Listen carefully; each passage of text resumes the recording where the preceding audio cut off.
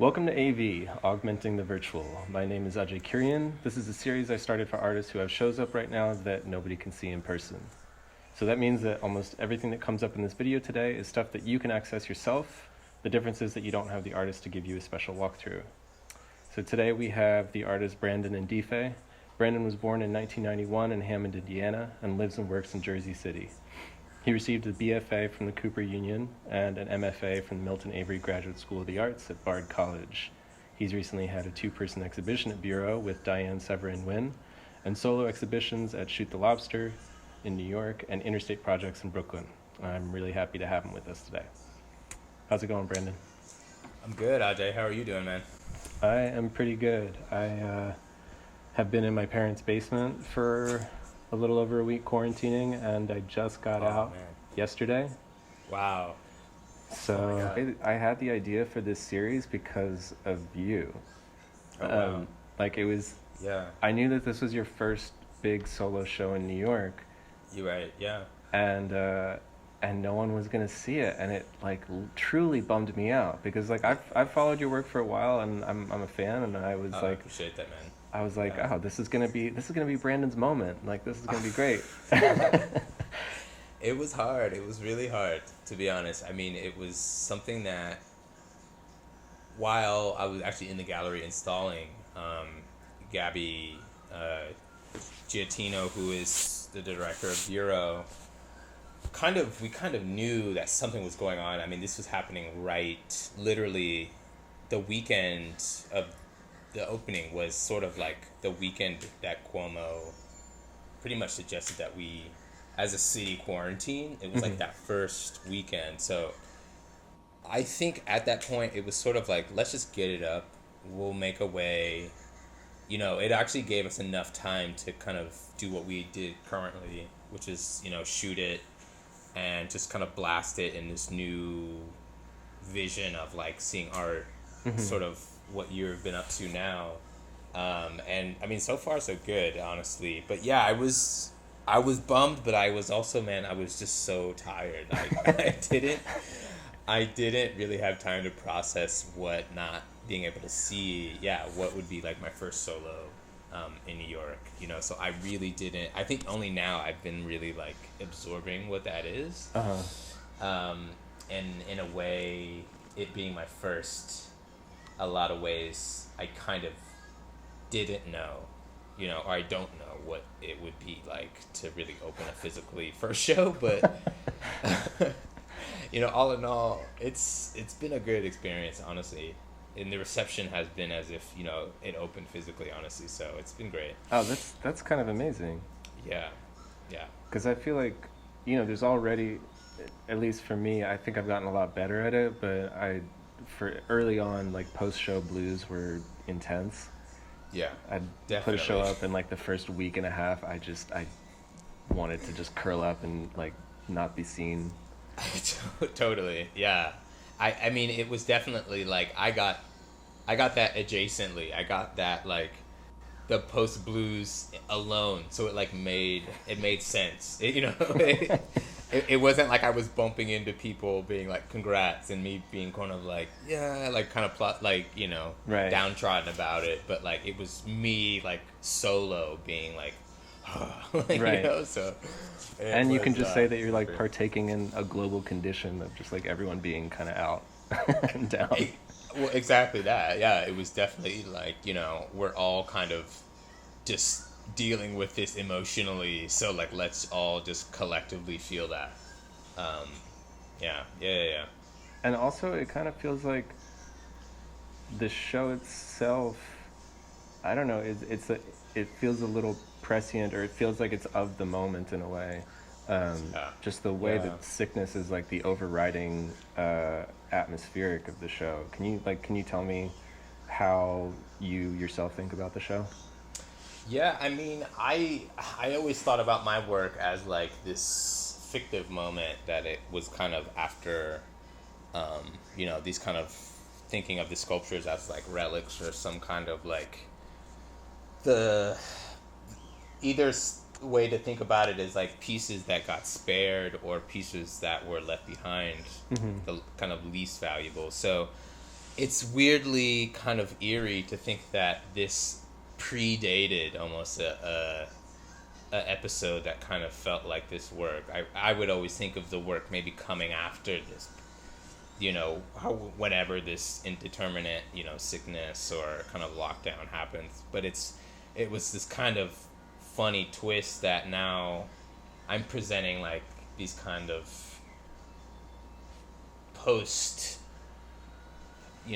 suffix, whatever word you want to put after that, objects before something like, what we are currently in now happened. So for me, it was a lot of thinking about, I think it was thinking about things that we are dealing with currently, just like day to day now, week by week. I'm thinking about like shortages of things, or in a way that there's kind of like a rush to buy essential things that we wouldn't really think about would be not perishable, but like kind of rarefied in a way. Mm-hmm. Like, just I just think it's like such a funny analog to be thinking about like something as banal as like toilet paper being like this rarefied commodity now. Right. Where it's a rush to kind of preserve. Although we're kind of shaken about by this invisible thing. So I also think that's a analog for me to think about a lot of the work now, is that like a lot of what I would deem like formally in the work, these kind of like naturally decomposing things or something, is like an invisible cycle of nature or something, but Right. it's something that so dictates like any system that we kind of engage in, whether that's like health system, just like interpersonally, like on public transportation or something, but also the ways in that we engage in like socially, which was I think a subtext that I really wanted to heighten up with the work, which is I think I was just talking to a friend about this, and it's so much about like, especially the forms that I use, it's so much about like cultural things. Mm-hmm. They're very like culturally specific. So for me, it's sort of like a study of the ways in which we identify, coalesce, and like join Mm-hmm. these systems, whether it's like culturally, by way of design, by way of what we like to eat collectively, Right. and then whatever's outside of that group is always looked at as sort of like this kind of in a xenophobic lens, or some kind of lens of other. Right. It's just such a big umbrella of the word other. Do you think that, do you think that, for instance, your use of like gourds or that like repeated material where you can kind of see it inside of here decomposing, or at least like metaphorically decomposing, because I think these are all cast elements, Right. correct? Yeah. Yeah. Which I think is also important. Like, I think the idea that you stage these forms of decay rather than enact them is Right. part of the work, and that like they become super real and super identifiably as like gross decaying matter, but also it becomes like a psychological space because it's not the real thing. Right. Yeah. And I think for me, it's about enacting that space, like you said, to kind of think and ruminate a little longer, rather than like thinking of this as like a happenstance thing. I mean, I think they're so juxtaposed for me, like their meetings would never for me make sense in the real world, so that for me I needed to kind of cast them and kind of build them from scratch to kind of literally bring these two ideas, these two maybe like trains of thought together, but almost in the same way to kind of metaphorically think about like the way that you can exist in the city, live a floor below someone and be completely, a stranger or unknown to them, by way of like even where you choose to live. I mean, there's so many like conversations that maybe can be had as to where like how would this, this sort of designed modernist kind of cabinet be met with like some West African food stuff, like, Right. there's almost like a forced conversation that I'm wanting to have with the objects. I mean, and whether that happens or not when the audience leaves, but like I think me in the studio, I'm really thinking about like, I just really think about other people alongside these forms being like pretty biographical, by my choosing of them. But I think I'm also just thinking of like everyone else too. Yeah, I think it kind of comes through in like pretty subtle ways where, for instance, when you're talking about like living above people, like you see the peephole here, and like that, it already clued me in this way where, again, like not being able to experience the show, it still feels like there's a lot of invisible things. One of them being scent, like Yeah. it doesn't. I imagine that the show doesn't actually have a smell, but Yeah. it certainly feels like it does. Right. And like when you live above or below someone, I think the only time when it becomes an issue is when these immaterial things start invading your own life. So like if a person, Yeah. if if your floor is shaking because of music, or Right. if like you're smelling something, if it's like the food that they're cooking, or if it's someone who just hasn't been there, or who's a hoarder, or like all these exactly. different scenarios of like smelling the amazing things that comes from people's kitchens and smelling like the disasters that are people's lives. Yeah, right. And it's like literally in the physical sense, like the way that we're just like in an urban setting, just like stacked on top of each other. Those are the kind of like actions and like movements I want to be happening in the sculpture, just like it's just too much with like too little. I think that's like the condition of this like invisible person. And even speaking of like older work, I was past shows were always hinting at an invisible somebody being like a protagonist of all this stuff. Whether it was some kind of vagrant person kind of just like discarding and picking up as they saw fit, or like even just the ways in which I would encounter material outside and bring it inside to work. There was always this period of time where I was existing in the city where I was just kind of borrowing and then preserving by way of casting. So that kind of led into my practice, the way that like there can be sort of a change in context and change in paradigm if I were to kind of mold myself and kind of reimagine whatever this thing was, and kind of put a new kind of piece of text, or like enact a interview with this thing. The context would shift. And I think now with this show, I was always keeping that knowledge in the back of my head, but maybe wanting to take what I learned and maybe just start from scratch rather than using found objects. I mean, that kind of language is still there and very important, but I think it was more now of like the ideas we're talking about. Right. Yeah, I mean, like, so the images that we're looking at right now are images from a show at Shoot the Lobster, Right. Where it, like, I get a sense that there is like a character, or that there's like the works themselves kind of become surrogates for the character too. Totally, yeah. And it's interesting because like I've seen this progression in the work. For instance, this was like the first show of yours, Yeah. in New York at Interstate. Right. Yeah. And it definitely seems like it's more of like an assemblage practice, and like Yeah.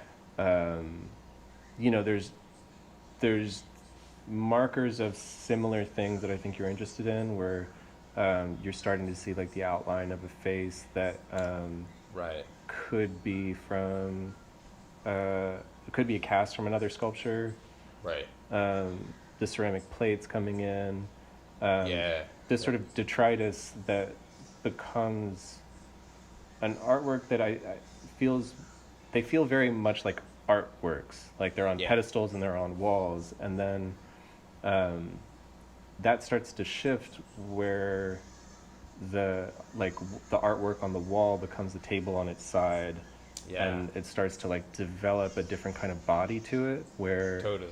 it's almost like it's starting to capture the content and like eat it. Right. Exactly. Yeah. And now it Yeah. just feels like totally absorbed. Like it feels like the forms that you're using have sort of eaten themselves or regurgitated themselves. Like there's like a different. I feel like there's a richer kind of relationship between form and content in this most recent body of work. Yeah, I mean, it's interesting because like I always felt that like before, I think, and this is also a thing I was just mentioning a second ago, was that like I think I was part of that past practice to now was, I guess I just wasn't able to really claim the objects that were in the sculptures so much because they were I didn't get to like touch them first. You know, they were kind of like second, third generations of detritus, if that makes sense. Where something now with this show currently at Bureau, I was, completely starting from either mimesis, which this is like the casting bit, or just straight material. So it's, for me, this practice, it just became a bit more like illustrious, knowing that I needed to bring it up from scratch, if that makes any sense. The forms never really are fully like their copy, Right. and that kind of leads into a bit more of a, ironically, a naturalistic kind of feel. At least for me, I think they felt a bit more of organic, because either the cast and how I do them is really rough and dirty. They never really take on, something plucked from the street. And then again, I'm painting them from scratch as well. So Right. there's a bit more of like the fundamental, I think, for me, of painting and sculpture, rather than using found object. And I think I just had a bit more agency to do them, kind of from scratch.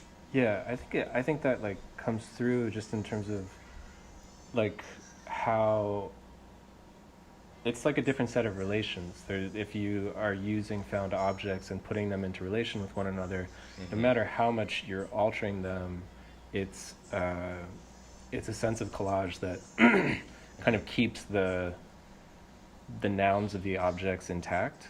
Right. Whereas like with the things that we're looking at right now, I think because you had so much agency in creating this sort of world and this like kind of surreal decay, the objects are losing their noun form. Like they're kind of in between, and they're becoming more of like these like slippery verb type things. Totally. Right, exactly. And then on that surreal front, I mean, this show was so much a kind of a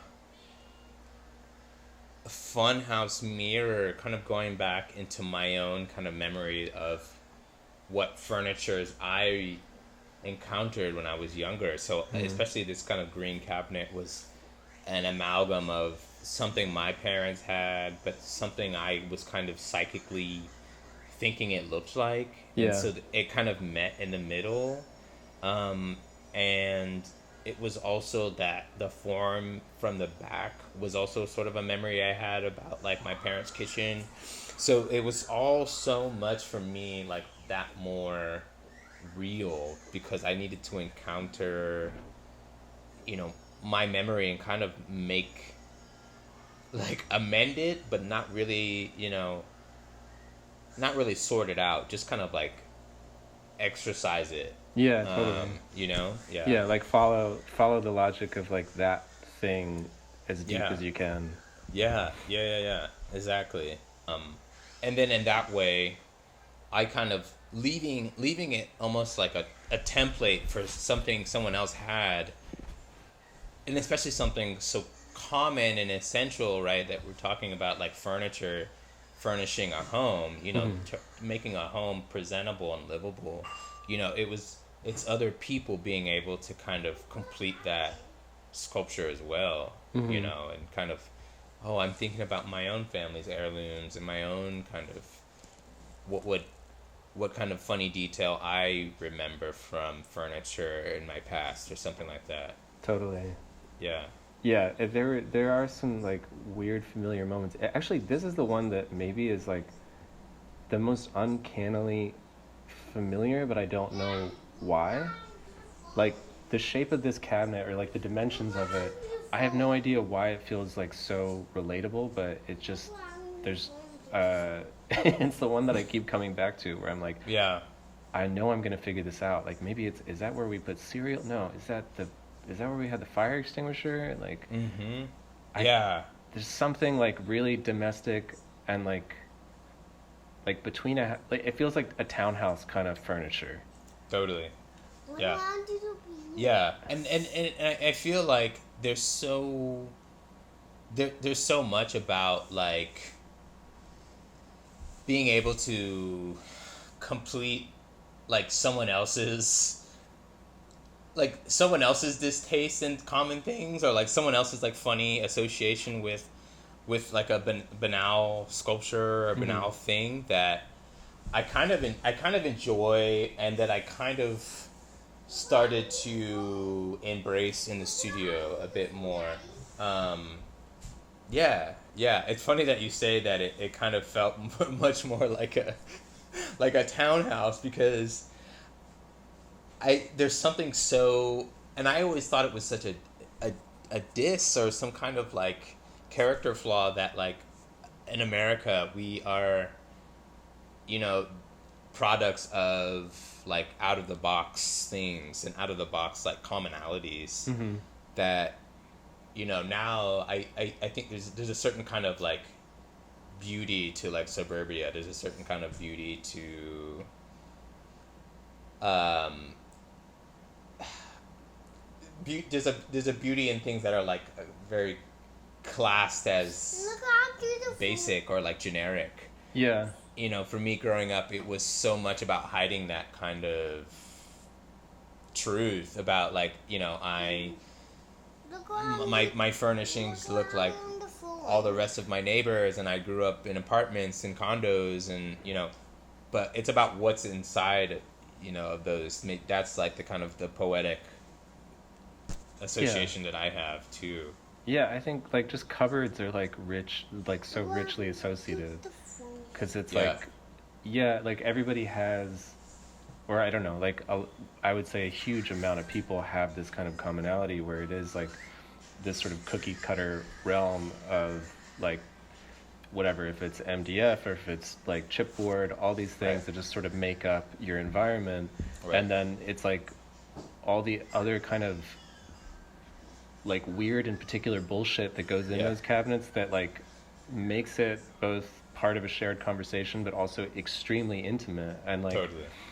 the dimensions of this, and also having this like Black Christ figure in there, like it's the only figurative element in the whole show. I think it's like the only found object in the whole show too. And it felt really, really loaded to kind of see this like this like christening of the piece with that, but like it makes total sense. Like that's you would see like that kind of intimate sort of stuff like in a cupboard has some glass, and like that's where you have like your prayer shit like that. No, totally. It's like the altar, next to like the china that like it's been there for however many generations, that you don't touch. It's like that one piece of furniture that's like not touched.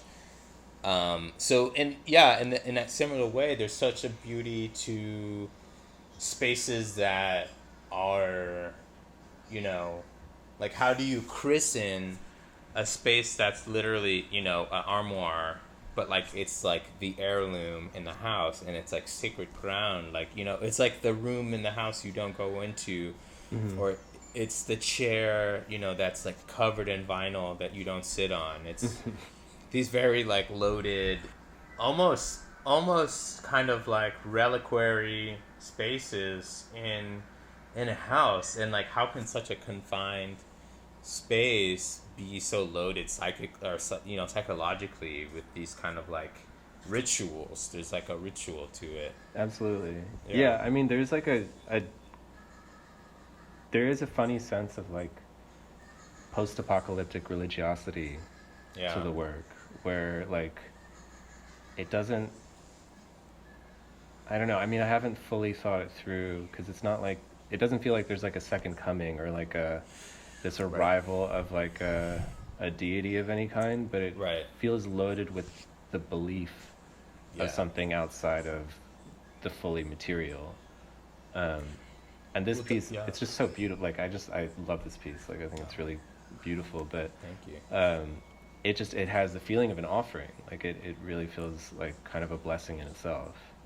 Right. You know, so I always grew up, you know, thinking that there was like such a separate world by even way we were looking at our kitchen cabinets. You know, one cabinet would be holding like cereal and, you know, fruit gummies, and in the bottom would just be like these huge tubers, you know, Right. that I didn't know really what they were. So it was always just kind of like this like really like flattening of worlds in just like a small space in my house. So that maybe kind of sparked a lot of my interest in looking backward. But like, you know, this natural versus man-made is, you know, it's very broad, and it's very, you know, studied, and it's a practice that goes back, you know, to, you know, post-impressionists and like pop art and things like that nature. But like, I thought it was always so interesting the way that like I could call a lot of that same imagery and that same kind of like focus in the studio with like something like a bit more specific, just to my background. And Yeah, I mean, it's like, I don't know, the distinctions between like, you know, what's natural and what's cultural, it's always seemed like a relatively arbitrary distinction to me. Like, it feels more like a battleground than something that's like easily divisioned. totally. And like, I think you play with that in a lot of ways, because it's things that look like they're decaying. And so when something's in the midst of decay, it's kind of like in the midst of it's in the midst of a transformation, where it's turning into something that's not for us anymore. And that starts to dictate whether we think about it as food, or whether we think about it as trash or refuse, or like something that's harmful, For sure. and like something that's outside of cultivation. Whereas like it's just being cultivated by other things, and it's being consumed by other things, and it's like becoming part of life cycles that we participate in, whether we like it or not. It's just not like immediately visible or part of our industrial life. Yeah, definitely. And I think that I was looking at the sculptures. A lot of times they were coming up with word associations as hosts, or as these kind of hollowed out like incubators for this life cycle.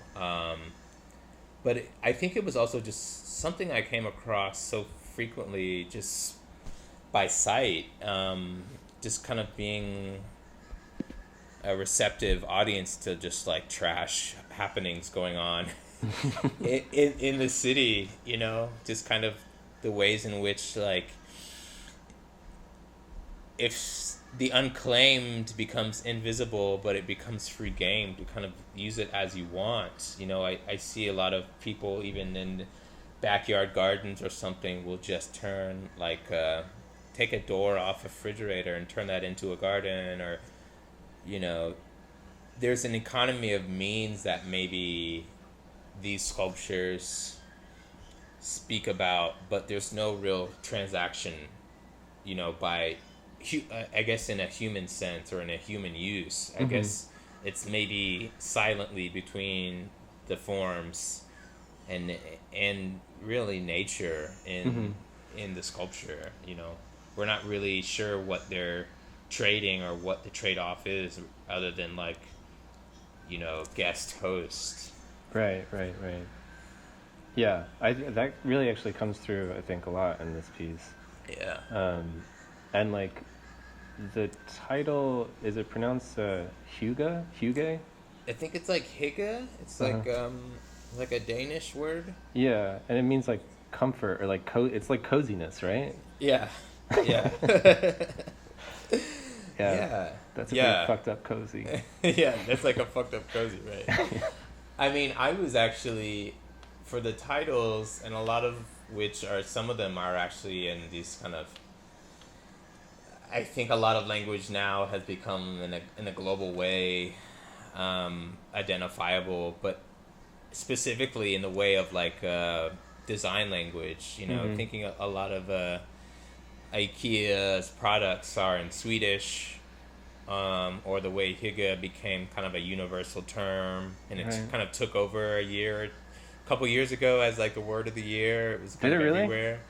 It was this word that was so many books were written about it, and so many think pieces were written about this word Hyuga, and how it became this new holistic way of thinking that we should adopt from the Danish, and it preference coziness and tucking in inside. And I was just thinking of the ways in which there's just a collective, even by way of taste, that is so transient now. It still excludes a lot of people, and it still excludes a lot of realities. Yeah. And I just thought it was a really heavy-handed nod to just the way that who's coziness isn't even a reality for a lot of people. It's hustle, it's grind, it's a certain amount of scrappiness or DIY-ness, which I thought would really kind of translate with the way that the sculptures felt for me. Totally. Yeah. That's interesting. Yeah. It almost seems I feel like the next show is a post-disaster Marie Kondo. Yeah, no, totally. Totally, man. It's the more and more, and I also just look at my own kind of house and my own kind of way of feeling comfortable, and that I always wonder if someone were to kind of assess my condo-ness, would be appalled, or maybe this is how I do things as well. But yeah, I think it's funny what we're comfortable with as a group versus what we maybe can get away with, or what we actually feel in private, is a bigger subtext that I like to think about in the show. Early on I was making these kind of vegetal casts, and I had a crit back in grad school where I literally was split down the room. One side of the room, we're describing these kind of fecal, very much bodily rejection associations, where the other half of the room was, comforted by, oh, my abuela used to cook these all the time, and I have associations with home, and that really solidified wow, I really have a project here. I really have some things to work out in thought, because a big part of me also, a question that came out of that was how much do I give people who are going to be my audience about the clarity of what these are? Should I let people disassociate and conclude what this thing is by themselves, or do I give, comfort to the viewer, and is that a Western kind of medicine that like I adopted, as an outsider, Mm-hmm. Is that a project that I undertake because of my condition, or do I, leave that as a big boundary between, a psychic link to people who look like me, or, or not? I think that's a really good thing to bring up. Food is really one of those things that becomes a defining, like, part of a person's psyche when, Totally. You grow up and, like, at least for myself, like, people would come over and they were nervous. Yeah, totally. Because I'm talking about white people. Right, right. Let's be clear. Yeah. Yeah. Like, they come over and they're like, so are we eating, like, yeah, your stuff? Your stuff, yeah. And I was like, I don't even know how to respond to that. Like, we're gonna eat food. We're gonna eat food that my mom is going to make. Yeah. And like, yeah, man. It just looked like indiscriminate, like, brown things to them. Yeah. Totally. And it probably did bring up like fecal associations and things like that. Like, I mean, in the worst of my friends' moments when they could be utter assholes, it's like, yeah, it looks like shit. Yeah. And it's like, it tastes better than anything that you've had in your house. I guarantee you. In your whole life. Your whole life. I've been eating like this my whole life, man. And now they've grown out of that, of course. Like, now they're right. like, they're here for all of it, and they're like, oh, I had this the other day. I had dosha the other day, and like, dude, I swear, it's so funny.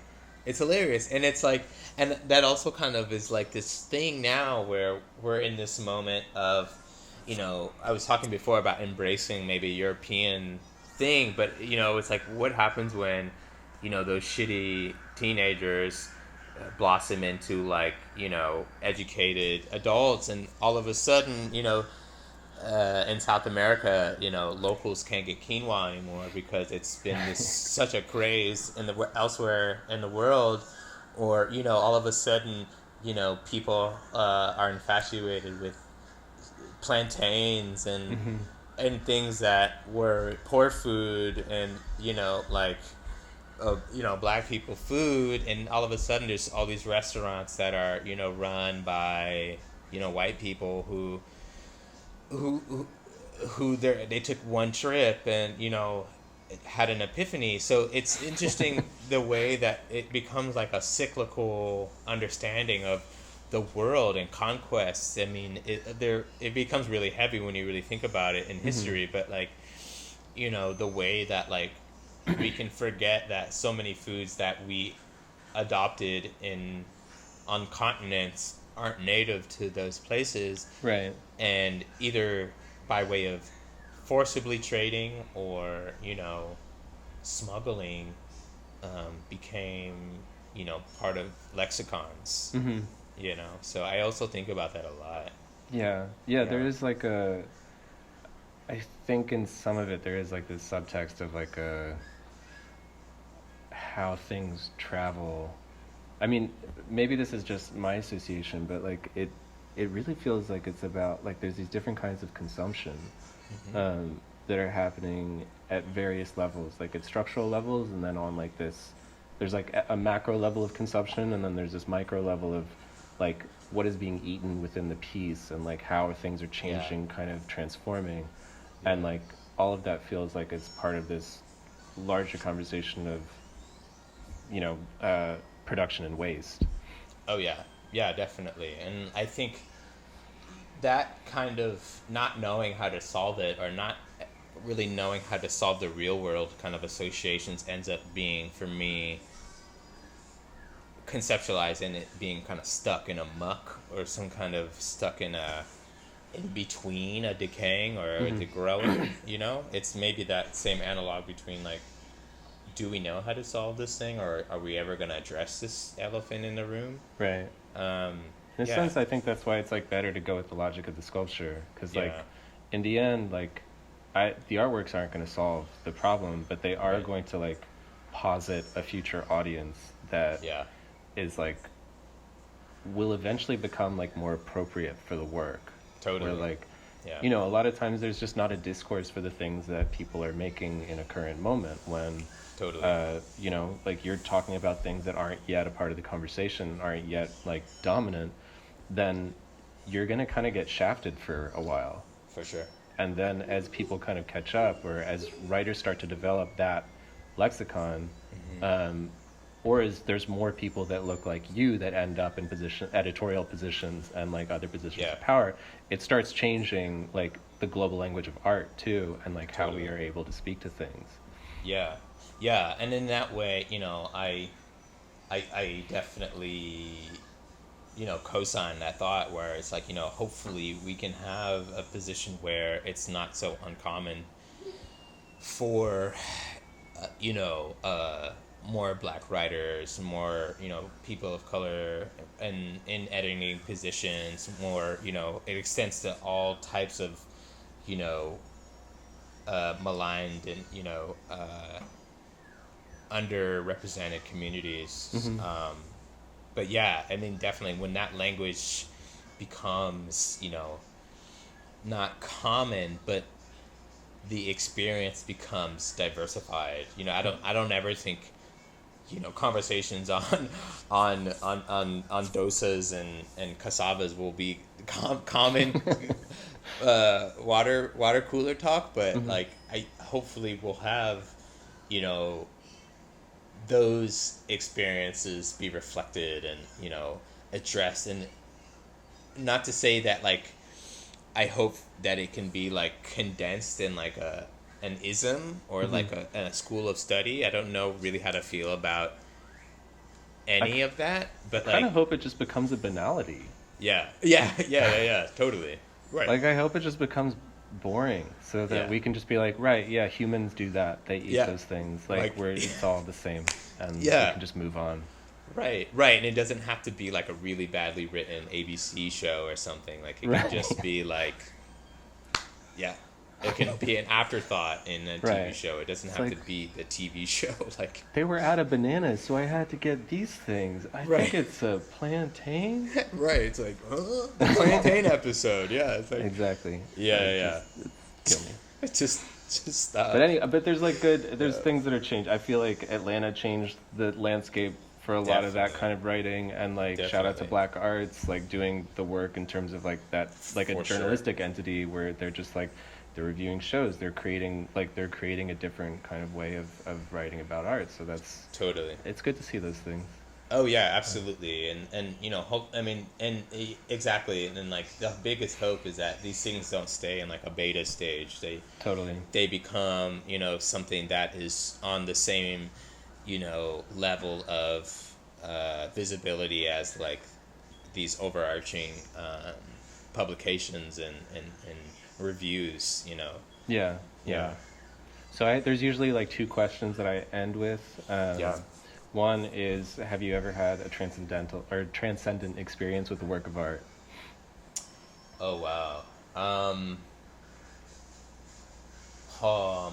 I feel like I totally have, and it's like not, and it's such like an art historical nerd moment, but like actually this summer in August I was in Rome and I went to St. Peter's Cathedral. I went to the Vatican, and I actually, you know, I got really close to the Pietà, and dude, it's pretty real. It's like pretty. It's like, oh my god, it's just like, and it was just cleaned. It was the guard told me that it was cleaned like last year, so it was like it was sparkling. Wow. It was kind of amazing. It was kind of like meeting like a Michael Jordan or somebody, you know. It really was like, wow, this is the most famous piece of art I've ever been this close to. Right. And it holds up. Like it fully holds up. Like you see the Mona Lisa and you're like, okay, whatever. But like the Pietà, you're like, oh. Yeah, dude. It was like, this is such a gnarly piece of art, and like I can't believe like it's real. Like it's one of those things where it's like, wow, this is a real piece of art, and like one guy did this, and then the whole cathedral is kind of the same thing. It's just like like Lao Kun is outside, and it's just like, what is going on? And I went on a day that it was like raining, so there was actually not a lot of people Oh, considering. that's great. So it was just like this amazing. I got to spend like so much time. I took all these photos. Like it was, yeah. It's just like really. It was like hollowed ground. It was definitely It was definitely up there. That's the one I can maybe pluck from like recent memory. That's a good one. That's a good Yeah. one. Yeah. The second question is, I mean, I guess you're a relatively young artist, but I'm still Yeah. curious, like how has the idea of being an artist changed from when you kind of just first started out to yeah. now? Oh my gosh. I mean, I think when I was really thinking seriously about, I think I might do this for the rest of my life, was definitely, like midway through undergraduate year, I had gone abroad. Like I was away from New York for a while. So I was abroad in like another art school. And then it was just really my first time in my life that I was like far away and also like alone doing art. I was like really young. I was like 22, and it was like the first semblance of like, oh, like this is like the artist lifestyle. Like this is, tucked away in a foreign or not place, just with ample time, like pretty much all day for like several months to just be doing art. And so I really had it in my head that like, oh, like an artist, like you're just kind of, I think one thing that I had in my mind back then was that like, oh, an artist has it's like available to you. Like the time to be an artist is like dictated up to you, and nothing really gets in the way of that. You have all the say in that, and it's actually not that hard to just be an artist. And I also had it in my mind that like what what I didn't have in my mind was the art world. Why would you? Yeah, and it was sort of like I didn't know what that was, so I think it was a bit more pure, a bit more raw sense of like being an artist.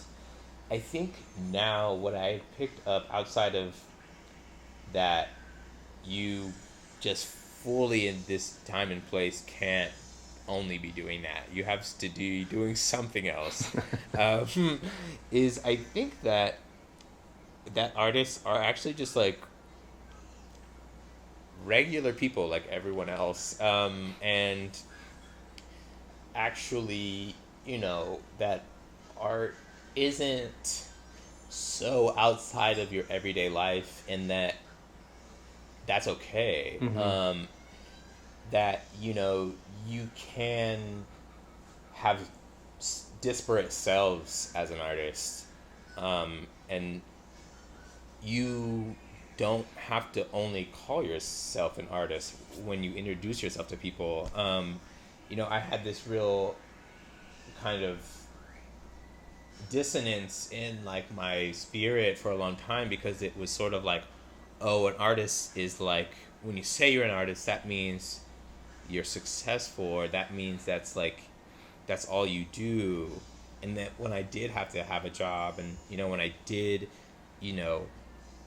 when I didn't work in the studio as much as I thought, I was like, I can't call myself an artist. I have a job that's completely unrelated.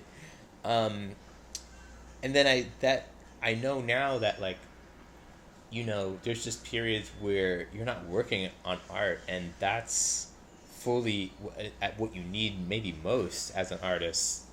And on one hand of it is that like, you need to be able to partially engage with the rest of the world, as a human being, before, you can just, come out into what we do as artists. I think it takes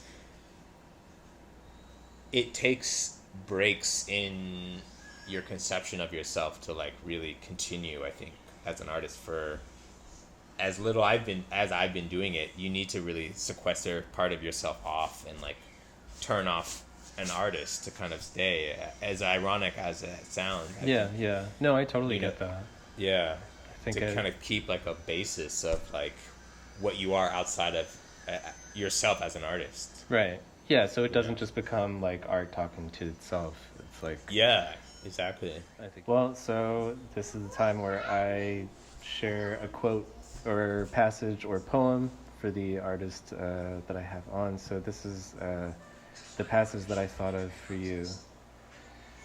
Food's disintegration in the stomach, its assimilation in the blood, its diaphoresis in the epidermis, its metempsychosis in the large intestine, its viscosity in okra, gumbo, oysters, its elasticity in jellies, its deliquescence in blancmange, its tumescence in the throats of serpents, its slow erosion in the bellies of sharks, its odysseys through pastures, orchards, wheat fields, stockyards, supermarkets, kitchens, pig troughs, rubbish dumps, disposals, the industries of sewing, hunting, cooking, milling, processing, and canning it, the wizardry of its mutations, ballooning in bread, subsiding in soufflés, raw and cooked, solid and melting, vegetable and mineral, fish, flesh, and fowl, encompassing the whole compendium of living substance. Love that. That's awesome. Brandon, thanks a lot for doing this. Ajay, it was a pleasure, man. This is really great. It's really great. Cool. Well, hopefully we can hang out in person sometime. Yeah, yes, man. Let's make it out on the other end of this. All right. I'll talk to you soon. All right, buddy. Take care. Bye. See ya.